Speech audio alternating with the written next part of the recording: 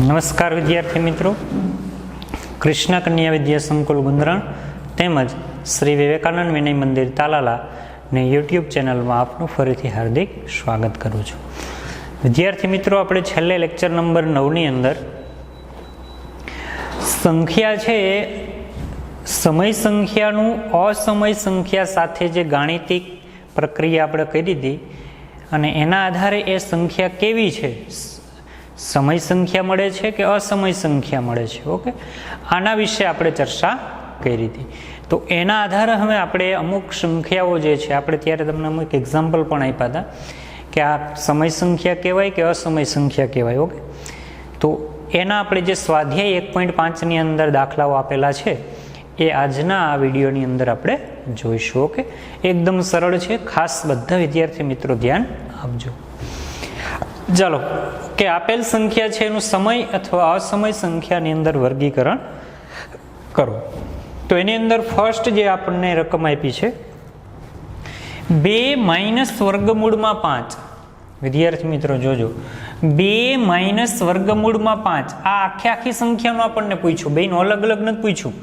આ 2 અને વર્ગમૂળમાં 5 બે અલગ નથી, બે તફાવતથી જોડાયેલા છે. જો તો વિદ્યાર્થી મિત્રો, અહીં કઈ ગાણિતિક પ્રક્રિયા છે જુઓ જોઈએ, બાદબાકીની, તફાવતની. તો અહીંયા તમે જોઈ શકો, પ્રથમ કેવી સંખ્યા છે? સમય. અને બીજી સંખ્યા કેવી છે? અસમય. તો સમય સંખ્યાની અસમય સંખ્યા સાથેની બાદબાકી કરવાથી મળતી જે સંખ્યા છે હંમેશા કેવી વિદ્યાર્થી મિત્રો? અસમય. તો અહીંયા આપણે આનું શું આની ગણતરી આપણે લખવી હોય તો કેવી રીતે લખશું કે 2 સમય છે, સમય સંખ્યા છે, અને વર્ગમૂળમાં 5 અસમય છે. હવે એક કારણ લખશું કે સમય અને અસમય સંખ્યાનો તફાવત અસમય સંખ્યા મળે.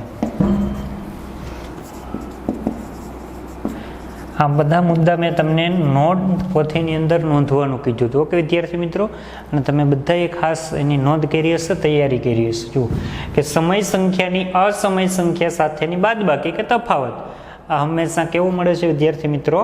અસમય મળે છે. તો તેથી 2 - વર્ગમૂળમાં 5 અસમય સંખ્યા છે. તો વિદ્યાર્થી મિત્રો, આ કેવી સંખ્યા છે? અસમય સંખ્યા છે. ઓકે, ખ્યાલ આવ્યો બધાને? ચાલો, ત્યારબાદ દાખલા નંબર 2 આપણે જોશું. એની અંદર જુઓ શું કીધું? 3 + વર્ગમૂળમાં 23 કૌંસની અંદર છે અને માઇનસ વર્ગમૂળમાં 23. તો વિદ્યાર્થી મિત્રો, પ્રથમ આપણે કૌંસ છોડશું. અહીંયા જોજો, તો 3 + વર્ગમૂળમાં 23 અને આ માઇનસ વર્ગમૂળમાં 23. તો વિદ્યાર્થી મિત્રો, આ પ્લસ વર્ગમૂળમાં 23 માઇનસ વર્ગમૂળમાં 23 છે એ ઉડી જશે સાદુરૂપ આપતા. તો અહીંયા શું વધ્યું છે વિદ્યાર્થી મિત્રો? 3. તો તેથી 3 કેવી સંખ્યા છે વિદ્યાર્થી મિત્રો? સમય સંખ્યા છે. ઓકે, ખાલી આનું સાદુરૂપ શું વધ્યું? 3. તો 3 ને સમય સંખ્યા કહેવામાં આવે. ખ્યાલ આવે? સમજાય છે બધાને? સમય કે અસમય સંખ્યાની અંદર આપણે વર્ગીકરણ કરવાનું કહે છે. ચાલો, ત્યારબાદ ત્રીજો દાખલો જુઓ વિદ્યાર્થી મિત્રો.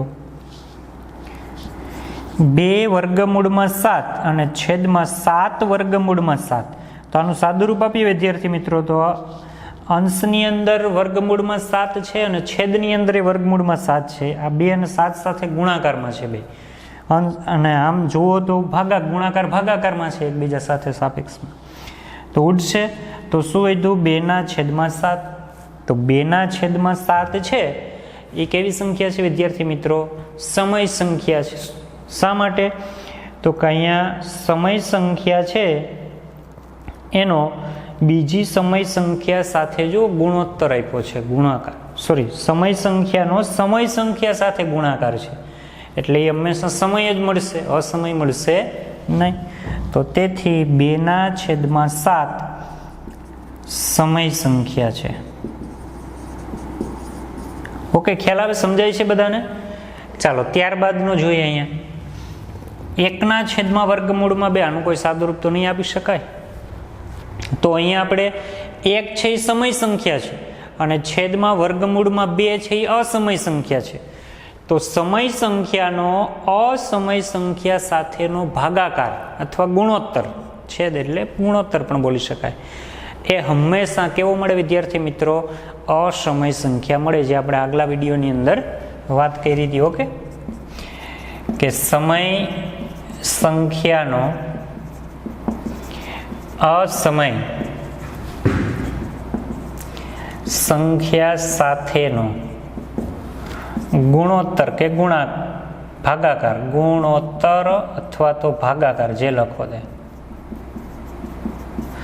અસમય મળે, અસમય સંખ્યા મળે.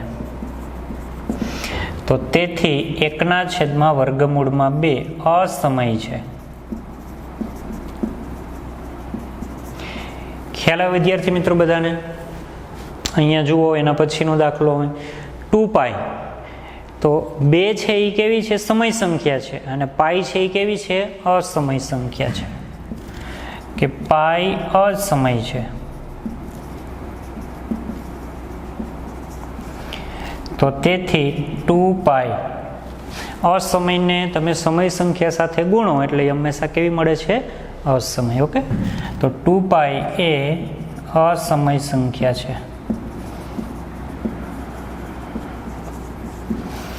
ખ્યાલ આવે બધા વિદ્યાર્થી મિત્રોને? તો એક્ઝામની અંદર આપણે 1 ગુણની અંદર જો પ્રશ્ન પૂછાય આવી રીતે કે આપેલી સંખ્યાનું સમય અથવા અસમય સંખ્યા છે તે જણાવો, બરાબર, વર્ગીકરણ કરો, ખાલી જગ્યામાં પૂછે, MCQની અંદર પૂછે, ખરા ખોટા વિધાનની અંદર પૂછે, તો આપણને ખ્યાલ હોવો જોઈએ. એમાં ફક્ત 4 મુદ્દા આપણે છે. સમયનો અસમય સંખ્યા સાથે જો સરવાળો, બાદબાકી, ગુણાકાર કે ભાગાકાર 4માંથી કોઈ પણ ગાણિતિક પ્રક્રિયા કરવામાં આવે તો હંમેશા તે કેવી સંખ્યા મળે છે? અસમય. ઓકે, અને સમયનો સમય સાથે સરવાળો, બાદબાકી, ગુણાકાર કે ભાગાકાર કરવામાં આવે તો એ હંમેશા સમય સંખ્યા જ મળે છે. ઓકે, હવે અસમયનો અસમય સંખ્યા સાથે અથવા સમય સંખ્યા સાથે છે એ ગાણિતિક પ્રક્રિયાઓ, અસમયનો અસમય સંખ્યા સાથે, એ આપણે આગળ જ્યારે આવશે ત્યારે વિડીયોની અંદર જોશું. ઓકે, ચાલો હવે આગળ અહીંયા આપણે નવો દાખલો આપ્યો છે 1.5ની અંદર. સાદુરૂપના દાખલાઓ છે. જો સમયના અસમય સંખ્યા સાથે સરવાળા, બાદબાકી, ગુણાકાર રહેવા. તો એક્ઝામની અંદર 2 ગુણની અંદર પૂછી શકાય એવા છે. ઓકે, અને આ સ્વાધ્યાય 1.5ની અંદરથી વાર્ષિક એક્ઝામની અંદર અથવા 6 માસિક એક્ઝામની અંદર ઘણી વખત આવા દાખલાઓ છે એ 2 ગુણની અંદર પૂછાયેલા છે, એટલે ખાસ ધ્યાન આપજો બધા. ઓકે, ચાલો ફર્સ્ટ જે છે અહીંયા 2 કૌંસ છે ગુણાકારથી જોડાયેલા છે, બંને દ્વિપદી છે કૌંસ. તો દ્વિપદીનો દ્વિપદી સાથે ગુણાકાર આ આપણે ધોરણ 8થી શીખતા આવીએ વિદ્યાર્થી મિત્રો. ઓકે, બેઝિક જે પદાવલીઓ છે એ પદાવલીઓના સરવાળા, બાદબાકી, ગુણાકારના જે દાખલાઓ આવતા, દ્વિપદીનો દ્વિપદી સાથે ગુણાકાર ને દ્વિપદીનો ત્રિપદી સાથે, એ જ નિયમ છે અહીંયા, બરાબર. પણ વર્ગમૂળવાળી સંખ્યા છે એટલે ખાસ થોડુંક વધારે ધ્યાન આપશું આપણે. ચાલો તો કૌંસ છોડીએ આપણે. તો આવી રીતે લખી શકીએ ને, પ્રથમ કૌંસનું જે પહેલું પદ છે એનો બીજા કૌંસના બંને પદ સાથે ગુણાકાર, એટલે બીજો કૌંસ એની સાથે ગુણાકારમાં મૂકી દઈએ. ઓકે, અને પ્રથમ કૌંસનું દ્વિતીય પદ છે એનો પણ બીજા આખા કૌંસ સાથે ગુણાકાર. જો ગુણાકાર ડાયરેક્ટ કરો તો પણ ચાલે, અને લખીને આપણે દર્શાવીએ તો પણ ચાલે. ચાલો ગુણાકાર કરીએ અહીંયા. તો પ્લસ પ્લસ પ્લસ 2 × 3 એટલે 6. ખ્યાલ આવ્યો? બીજા પદ સાથે ગુણાકાર, પ્લસ પ્લસ પ્લસ 3 × વર્ગમૂળમાં 2 એટલે વર્ગમૂળમાં 6 નહીં થાય વિદ્યાર્થી મિત્રો, ખાસ જોશું અહીંયા. આ 3 છે એ જો વર્ગમૂળમાં નથી, બંને વર્ગમૂળની અંદર હોય ને તો એનો ગુણાકાર વર્ગમૂળમાં થાય. પણ અહીંયા તો આ વર્ગમૂળમાં 2 છે ને આ ખાલી 3 છે, તો આ વર્ગમૂળ 2 છે એ એક વખત હોય, કે એની આગળ કાંઈ ગુણાકારમાં સંખ્યા નથી, એનો મતલબ 1 છે. તો 3 × 1 = 3 અને એને ગુણ્યા વર્ગમૂળમાં 2. ખ્યાલ આવ્યો? સમજાય છે? ચાલો એવી રીતે બીજા કૌંસનો ગુણાકાર કરીએ 12ની સંખ્યાનો અંદર. તો પ્લસ પ્લસ પ્લસ વર્ગમૂળમાં 3 × 2 એટલે 2 વર્ગમૂળમાં 3. ખ્યાલ આવે? જોજો વર્ગમૂળમાં 6 ન કરતા, બાકી ખોટું પડશે, કારણ કે 2 છે એ પોતે વર્ગમૂળની બહાર છે એટલા માટે. હવે અહીંયા જુઓ, પ્લસ પ્લસ પ્લસ વર્ગમૂળમાં 3 ગુણ્યા વર્ગમૂળમાં 2. વિદ્યાર્થી મિત્રો, બંને વર્ગમૂળમાં છે એટલે વર્ગમૂળની નિશાની એક વખત લખશું, દર્શાવશું, અને બંને સંખ્યાનો ગુણાકાર 3 ગુણ્યા 2 એટલે 6. ખ્યાલ આવ્યો બધાને? હવે જો આમાં કોઈ સજાતીય પદ હોય તો એનો સરવાળા બાદબાકી થતું હોય તો કરશું. તો 6 એકલા છે, આ વર્ગમૂળમાં 6 એટલે 2 નો જોડાય. અહીંયા જો 3 વર્ગમૂળમાં 2 છે ને 2 વર્ગમૂળમાં 3 છે એટલે બંને વિજાતીય છે એટલે એનો પણ સરવાળો થઈ શકે નહીં. તો અહીંયા આપણું સાદુરૂપ છે એ પૂર્ણ થશે. ખ્યાલ આવે બધાને? છે ને એકદમ સરળ. બસ તમારે નિયમ ફોલો, ગુણાકાર કરવાના નિયમો એમાં ખ્યાલ હોવા જોઈએ તો આવડશે. ચાલો ત્યારબાદ બીજો દાખલો જુઓ. આ બીજો દાખલો છે, પહેલાની આ જે દાખલાની રીત છે એ રીતે તો તમે ગણી શકો કે આ જે ગુણાકાર કરીને, પણ એથી ઝડપ અને શોર્ટકટ થોડુંક આપણે વિચારીએ તો અહીંયા જુઓ, બંને કૌંસની અંદરના પ્રથમ પદ સમાન છે, દ્વિતીય પદ સમાન છે. બંને કૌંસની અંદર રહેલી બંને સંખ્યાઓ સમાન છે, પરંતુ એકમાં પ્લસ છે ને એકમાં માઇનસ છે. તો કંઈ આવે છે વિદ્યાર્થી મિત્રો યાદ તમને? અહીંયા એક નિત્યસમ કામ કરે છે. કેટલામાં વિદ્યાર્થી મિત્રો? ત્રીજું. ઓકે, તો ત્રીજું નિત્યસમ છે એ મુજબ આપણે એની ગણતરી કરીએ. ચાલો, તો અહીંયા 3નો વર્ગ માઇનસની નિશાની અને વર્ગમૂળમાં 3નો વર્ગ. એનું કારણ શું? અહીંયા તમે આ નિત્યસમ વાપર્યું કે જો એકવાર પ્લસ અને એકવાર માઇનસમાં બંને કૌંસ ગુણાકારમાં હોય, બેયના પદો સમાન હોય તો બંનેના વર્ગ થાય અને વચ્ચે માઇનસની નિશાની. શા માટે? એનું કારણ લખવું પડે. વિદ્યાર્થી મિત્રો, અહીંયા નિત્યસમ નંબર જે 3 છે, અવયવનું ત્રીજું સૂત્ર આપણે ધોરણ 8માં શીખી ગયા, અને ફર્સ્ટ જે આપણે શરૂઆતનું ચેપ્ટર જોયું હતું બહુપદીઓ, એની અંદર પણ આ નિત્યસમ આપણે શીખાતા. ઓકે, તો અહીંયા જો બે કૌંસની અંદર બંને પદ સમાન છે, એકવાર પ્લસ એકવાર માઇનસ, તો બંનેના વર્ગ અને વચ્ચે માઇનસની નિશાની. એનું કારણ ત્રીજું સૂત્ર કે જો x માઇનસ વાય પહેલા કૌંસમાં ગુણ્યા બીજા કૌંસમાં x પ્લસ વાય હોય તો બંનેનો વર્ગ થાય અને વચ્ચે માઇનસની નિશાની મૂકી શકાય. ઓકે, આ એનું કારણ છે. જો આની સાથે આ સરખાવ્યા તો બે પદ જે હોય મૂકવાના એઝ ઇટ ઇઝ, બેના વર્ગ કરીને વચ્ચે માઇનસની નિશાની મૂકી દેશું. ચાલો વર્ગ કરીએ તો 3નો વર્ગ, 3ની 2 ઘાત, 3 તેરી કેટલા થશે? 9. માઇનસ વર્ગમૂળમાં 3નો વર્ગ. તો વિદ્યાર્થી મિત્રો, જ્યારે વર્ગમૂળ હોય અને એનો વર્ગ કરો તો વર્ગમૂળમાં જે સંખ્યા હોય પોતે જ આવશે આન્સર. શા માટે? તો કે વર્ગ તમે અંદરની સંખ્યાનો વર્ગ કરશો એટલે અહીંયા જુઓ 9 થશે, પણ 9નું પાછું વર્ગમૂળ કરશો એટલે 3 આવશે. એટલે વર્ગ અને વર્ગ અહીંયા વર્ગમૂળ ઉડી જશે, એટલે જે સંખ્યા હોય પોતે મૂકી દેશો. ઓકે, 9માંથી 3 બાદ કરશો એટલે કેટલા વધશે? 6. તો આપેલા બંને કૌંસનું સાદુરૂપ આપણને કેટલું મળ્યું વિદ્યાર્થી મિત્રો? 6. ખ્યાલ આવે છે? એકદમ સરળ છે અને એક્ઝામની અંદર આવા દાખલા પૂછાય છે એટલે ખાસ તૈયાર કરજો. ઓકે, ચાલો ત્યારબાદ જુઓ, અહીંયા 2 ઘાતવાળું નિત્યસમ છે. અવયવનું પહેલું સૂત્ર જેને આપણે કહીએ નિત્યસમ ફર્સ્ટ. તો અહીંયા જુઓ, પહેલું જે પદ હોય એની 2 ઘાત કરશું, ત્યારબાદ 2 ગુણ્યા પ્રથમ પદ એને ગુણ્યા દ્વિતીય પદ કરશું અને દ્વિતીય પદનો શું કરી નાખશું? વર્ગ. કારણ લખશું અહીંયા કે જો x પ્લસ વાય આખાની 2 ઘાત હોય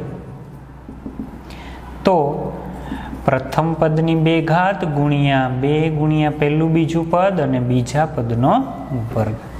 આ નિત્યસમ આપણે અહીંયા ઉપયોગમાં લીધું છે. ઓકે, પહેલું. ચાલો હવે છૂટા પડીએ કૌંસ. તો વર્ગમૂળમાં 5નો વર્ગ એટલે વિદ્યાર્થી મિત્રો કેટલા થશે? 5. ઓકે, આનો ગુણાકાર કરીએ. 2 એકુ 2, 2 એકુ 2, પ્લસ જ રહેશે બધું. વર્ગમૂળમાં 5 ગુણ્યા વર્ગમૂળમાં 2 એટલે વર્ગમૂળમાં 10. અને વર્ગમૂળમાં 2નો વર્ગ કરશો એટલે કેટલા થશે? 2. તો 5 પ્લસ 2 આ બંને સજાતીય છે જુઓ, તો એનો સરવાળો કેટલો થઈ જશે? 7. અને પ્લસ 2 વર્ગમૂળમાં 10 એઝ ઇટ ઇઝ મૂકીએ. ઓકે, ખ્યાલ આવ્યો બધાને? છે ને એકદમ સરળ દાખલાઓ. તો હવે આના જેવા સાદુરૂપના જે દાખલાઓ છે એક્ઝામની અંદર પૂછાતા હોય એટલે તમારે ખાસ એની તૈયારી કરવાની છે. ઓકે, તો આ વિડીયોની અંદર આપણે જે જોયું છે અત્યાર સુધી એ બધું તમારે હોમવર્કની અંદર એક વખત લખવાનું છે. ઓકે, અને આના જેવા જે સ્વાધ્યાયમાં હજુ દાખલા છે, આમાં અમુક ક્રમ મેં નહીં ગણ્યા હોય.